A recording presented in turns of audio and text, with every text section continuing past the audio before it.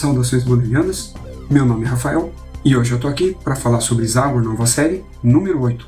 Essa linha editorial ela foi uma surpresa mesmo para a editora. O personagem ele estava sofrendo de um tipo de impopularidade, a mesma do tipo da Júlia, que era a de que os leitores conheciam até o personagem, mas aí não compravam as edições, nenhuma das publicações, devido ao formato, ou melhor, formatinho, né, em papel jornal, e qualquer outro motivo obscuro que até hoje nem eu sei. Mas com a mudança de formato, que deu uma capa cartão mais grossa do que habitual, e um miolo offset, e apresentando sempre histórias fechadas, coisa que a Zagor Mensal e a Zagor Especial não faziam. Acho que a única publicação do Zagor que trabalhava com histórias fechadas era a Zagor Extra, se eu não me engano, mas esse formato veio para mostrar que ela veio para ficar definitivamente. Desde a número 1, que eu já cheguei a fazer review aqui no canal, a Zagor Nova Série, ela vem em uma crescente de popularidade que anima não só os leitores e colecionadores, mas aos próprios editores também. E atualmente ela está na número 10 da data da gravação do vídeo. Mas a que eu tenho em mãos aqui é a 8 e eu vou explicar o porquê que eu estou falando dela. Seguindo a ordem dos reviews, eu devia falar agora da número 5, por ter sido a edição 4, né? A última que eu havia abordado aqui no canal. Mas eu decidi pular essa daqui na frente por alguns motivos, né, que eu vou ressaltar aqui durante a análise, mas eu pretendo voltar e falar das anteriores também. A número 8, ela segue o padrão histórias fechadas, mas ela é daquelas poucas edições dessa série que apresentam duas histórias, né, completas e inéditas, ambas de 2020. A Zagor Nova Série, ela está se aproximando já da publicação atual lá na Itália. Mas isso vai levar algum tempo ainda, né, já que a periodicidade desse material, ele ainda é bimestral. Mas vamos para a análise, né? O que ela tem de especial? A Zagor, independente da linha editorial dela, ela está seguindo uma tendência que é bem atual, né? Bem contemporânea, a gente pode chamar dessa forma, e isso afeta a todos os mercados editoriais de todas as nacionalidades, né? Que eu me refiro, é o fato de que a onda dos revivals, em outras palavras, a fórmula da nostalgia, ela ainda é trabalhada, ela ainda é utilizada de maneira abusiva e insistente. Mas ela tem dado resultado, por isso que as editoras e autores continuam insistindo nisso. E o que acontece aqui na número 8, e desde lá da número 1, é um exemplo disso. E isso acontece não é no modelo de publicação da Mitos ou qualquer outra editora. E isso vem lá da Itália mesmo. Até a Zagor Color, ela também é praticamente um tipo de publicação que ele está ali para servir a nostalgia do leitor. Mas isso não significa que essas linhas editoriais trabalhem com republicação, de maneira alguma. A única linha que republica alguma coisa de Zagor, tanto aqui no Brasil quanto na Itália, é a Classic Zagor, só ela. Só para vocês terem uma ideia do que eu estou falando, a gente tem aqui duas histórias, e nas duas histórias a gente tem o retorno de alguém do passado, seja um vilão ou aliado ou alguém que encontrou o Zagor no passado, que retorna para os dias atuais por algum motivo. E isso vem acontecendo desde a primeira edição. Mas como eu falei, essa crise criativa do mercado editorial e de outros mercados também, como cinema, o mercado fonográfico, tudo que a gente pode imaginar tem aderido a esse retorno às origens ou ao retorno em alguma época para poder atrair e cativar não só novos leitores, mas para manter os antigos consumidores ainda consumindo. Então a gente tem essa primeira história aqui, Sangue Kiova, que narra o retorno de um dos vilões nobres do Zagor. Um vilão até que chegou a derrotar o Zagor no passado. Ele é um indígena que age, né, que está a serviço da vingança e que declarou guerra ao povo branco e qualquer um que se opõe a isso. E isso inclui outros indígenas também. Só que qual é a sacada aqui? Para que esse indígena deixasse de ser um vilão e retornasse como uma espécie de anti-herói, ele passou a ser controlado, né, por alguém, que eu não vou revelar aqui quem que é da história, e que passa a cometer não só alguns crimes, mas assassinatos também em nome desse alguém. E o Zagor, obviamente, ele vai atrás desse ex-vilão, não só para impedir que novas mortes aconteçam, mas também para impedir que outras pessoas, no caso eu me refiro aqui ao exército americano, firam ou matem, né, esse personagem. Então a função do Zagor na história é como um grande apaziguador. E é isso que a gente vai encontrar nessa primeira história. Ela é marcante porque a gente está de frente aqui de um inimigo formidável que faz frente às habilidades do próprio Zagor. Para que ele pudesse ser separado, foi necessário todos os soldados daquele forte que ele havia invadido, só para poder derrubar o cara. E como eu já havia dito, o cara é tão formidável que ele já havia derrotado o Zagor em um passado relativamente distante, e agora ele colocou o Zagor para dormir literalmente. Tanto que ele acorda com a cabeça enfaixada sem nem saber onde ele está. Só para você ter uma ideia do nível, né, das habilidades desse oponente aqui. Eu diria, sem exageros, que ele tá no mesmo nível do Super Mike. O quê? Não conhece? Calma, ele ainda vai aparecer aqui, para depois, em um futuro próximo, voltar aqui também.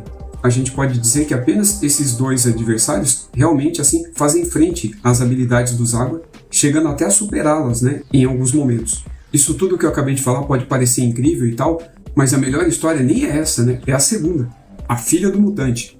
Essa sim, é uma baita história de meter medo até. Aqui a gente tem uma história de terror do Zagor, que são as minhas preferidas. Além daquelas aventurescas, eu tenho um apreço muito grande para essa abordagem Lovecraftiana ou de terror clássico, né, que dão as publicações do Zagor. A Zagor contra o Vampiro, que eu já cheguei a mostrar em um vídeo junto com as outras Bonelli da Panini, é um excelente exemplo disso. Assim como a primeira, nessa segunda a gente também vai ter um retorno de alguém. Ela também vai apelar ao recurso da nostalgia para poder vender.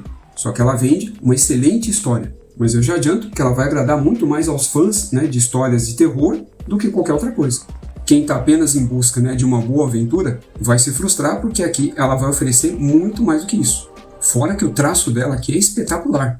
A arte dos irmãos Esposito, ela flerta bastante com aquele tipo de arte assim, eu não vou chamar de padrão, mas ela é bem regular porque ela agrada a praticamente todo mundo, né? E ela usa um tipo de sombreado que remete bastante, né? Aquele tipo de paleta de histórias em quadrinhos voltadas assim mais pro horror. E é exatamente essa história aqui que dá a capa, né, para a edição.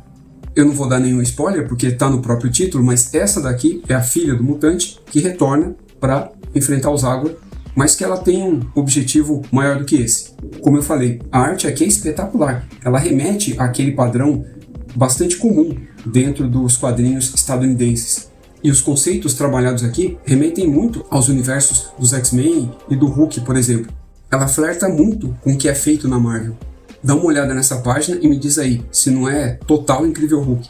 Mas vamos lá, eu vou mostrar agora onde essa HQ brilha. Logo no começo da história, a gente vê aqui a filha do mutante, que até então estava, né, enclausurada. A gente vai ver ela assassinando algumas enfermeiras, só para começar. Mas em uma dessas mortes, ela explode a cabeça de uma dessas enfermeiras com o poder dela, como eu falei. Aqui é uma pegada bastante X-Men, a estética do Incrível Hulk, mas com os poderes dos X-Men, enquanto a outra foi morta a tesourada. Olha esse traço, e que arte, meus amigos, que arte. Depois a gente vai ver mais duas mortes aqui horríveis, sendo que em uma delas, né, o homem arranca sua própria língua, enquanto o outro bate com a cabeça tão forte na árvore que ele acaba abrindo a própria cabeça. Na sequência, a gente presencia aqui um outro sendo morto afogado, depois mais um que se afoga, né, devido à influência dos poderes da vilã aqui da história. Depois, a trupe do Zagor e do Chico é obrigado a matar alguém que estava sendo controlado, né, pela filha do mutante. E depois a gente presencia aqui a cena de um suicídio, né, cometido por uma dessas pessoas, né, que cruzaram o caminho da vilã. Eu quero revelar que todas essas pessoas que estão sendo mortas aqui na história, todas são inocentes. Ela faz isso por puro capricho, mas existe uma explicação, existe um porquê e um fundamento para as atitudes dela. Depois, pelo meio do caminho, a gente vê aqui uma sequência de enforcamentos de pessoas que também tiveram azar, né, de cruzar o caminho da vilã.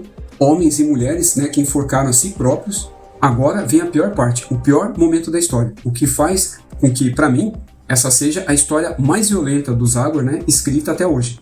A gente vê agora uma sucessão de pessoas que começam a se suicidar pulando, né, de um morro, de uma montanha, e o Zagor tenta desesperadamente chegar até elas, só que ele não consegue. Tudo que ele presencia são as pessoas caindo, né, os corpos caindo durante o trajeto, né, dele percorrendo até o topo da montanha. É uma cena bizarra e completamente assim brutal. São diversas páginas, né, mostrando pessoas assim caindo, né, de uma altura fatal, até que ele consegue chegar ao topo e consegue impedir a última pessoa de pular. E depois de presenciar toda essa cena, né, e ele ter salvo apenas uma das pessoas, a gente vê o Zagor com uma cara inconsolável, né, na falta de uma palavra melhor. E as mortes não param por aqui. Ainda terão outras cabeças explodindo e ainda um fim assim arrebatador para a vilã, mas que é extremamente cruel e trágico. Eu vou parar por aqui para poder instigar você que ainda não leu essa edição, que ainda cometeu o crime de não ter lido essa publicação. Então foi isso. Essa foi mais uma publicação espetacular do Zagor, tá? que rivaliza em pé de igualdade com as publicações de Tex aqui do Brasil, chegando a superar em alguns momentos, mesmo que eu me considere um leitor aí texiano. Tem hora que eu tenho que reconhecer e dar o braço a torcer, para o lado zagoriano também, assim como o Bozelli faz lá com o Tex. Com o Zagor, a gente tem o Moreno Buratini fazendo todo esse trabalho de curadoria e também escrevendo a maior parte das histórias, sendo que o Buratini também já escreveu história para o Tex. Então foi isso, esse foi Zagor Nova Série número 8. Eu recomendo bastante, mesmo que você não tenha lido nenhum material. Então foi isso, um grande abraço e até o próximo vídeo.